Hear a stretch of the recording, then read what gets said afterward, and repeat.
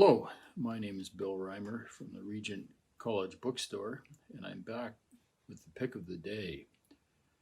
And today's pick is The Hiding Place by Corrie Ten Boom. It came out back in the 1970s, sold millions of copies, may be seen as simply an evangelical adventure story from the time, written in that time on a story in the Second World War. Uh, but it's more than that. John Wilson, writing in Books and Culture, said of The Hiding Place something along the line that it's a book through which one can reflect on one's own life. And I've reread it for the third time, possibly, and or more. During this time of COVID, and I very much found it a book for our times. And one reflects on the fragility of life, evil in the world, and courageous responses to the situation in which a family in the Netherlands during the 1940s found themselves. I'm going to read an excerpt from it, and I'll set the scene for a moment. It is the year 1944, the month of February. The Ten Boom family have run a watch shop on the main street in the Dutch town of Haarlem for over 100 years. And with the outbreak of the war, they found the many Jewish neighbors that they knew crying for help. And the Ten Booms became part of a resistance group which rescued dozens of Jews, were active in the resistance, counterfeiting ration cards and documents, and being involved in the evil that they saw around themselves, responding to the evil that they saw around themselves. And it's an incredible story. I'll read this excerpt now. And it's set in the house. The watch shop is on the front.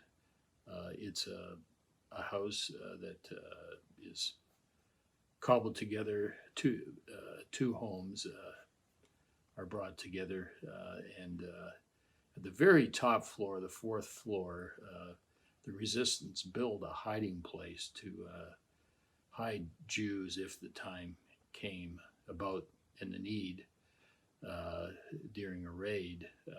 And so I'm going to read about one such raid.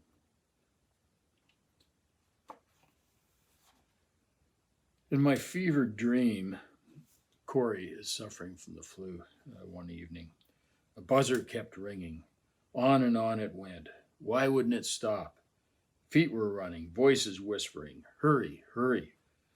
I sat bolt upright.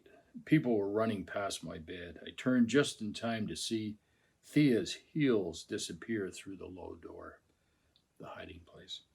Meta was behind her, then Hank. But I hadn't planned a drill for today. Who in the world, unless it wasn't a drill?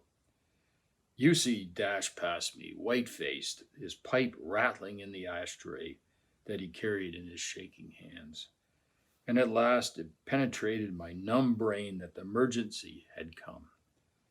1, 2, 3 people already in the secret room. 4 as Yussi's black shoes and scarlet socks disappeared. But Mary, where was Mary? The old woman appeared in the bedroom door, mouth open, gasping for air. I sprang from my bed and half shoved her across the room. I was sliding the secret panel down behind her when a slim, white-haired man burst into the room.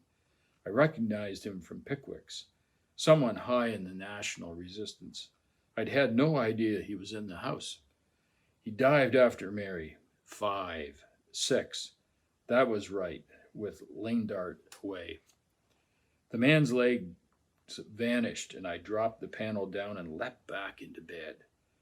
Below, I heard doors slamming, heavy footsteps on the stairs. But it was another sound that turned my blood to water. The strangling, grating rasp of Mary's breathing. Lord Jesus, I prayed, you have the power to heal. Heal Mary now. And then my eye fell on the briefcase, stuffed with names and addresses. I snatched it up, yanked up the sliding door again, flung the case inside, shoved the door down, and pushed my prison bag up against it. She was always prepared to go to prison, and she had a bag packed for just in case. I had just reached the bed again when the bedroom door flew open. What's your name? I sat up slowly, I hoped, sleepily. What? Your name? Cornelia Ten Boom. The man was tall and heavy-set with a strange, pale face. He wore an ordinary blue business suit. He turned and shouted down the stairs, We've got one more up here, Willems. He turned back to me. Get up. Get dressed. As I crawled out from under the covers, the man took a slip of paper from his pocket and consulted it. So you're the ringleader. He looked at me with new interest. Tell me now, where are you hiding the Jews? And that's the end of that little passage. The family, or the Ten Boom family, are all arrested. It's February 44. Betsy and her father, as well as a couple of the other family who were later released. Betsy is the sister, and Corrie are all sent to prison. Her father, 82-year-old patriarch of the town, dies within 7 or 8 days. Corrie and Betsy spend months in prison cells in the Netherlands before, in September of 44, they're shipped off to Ravensbrück, the concentration camp in northern Germany, where they suffer horrendously, but are shining lights in the midst of that darkness. It's quite an incredible story, no doubt understated, and Betsy eventually dies. And Corrie is unexpectedly released on New Year's Eve, 1944, and is able to travel back to the Netherlands. If you want an overview of the story, check out Wikipedia and just look up the Ten Boom family. Incredible family. A recent book has been published by Paraclete Press entitled Victorious, Corrie Ten Boom and the Hiding Place by Stan Guthrie. And I'd recommend it as an overview of the story, but also the reception of the book in North America and its impact on the Christian community in the 1970s and 80s. There's a movie on her life that's released in 1975, I believe.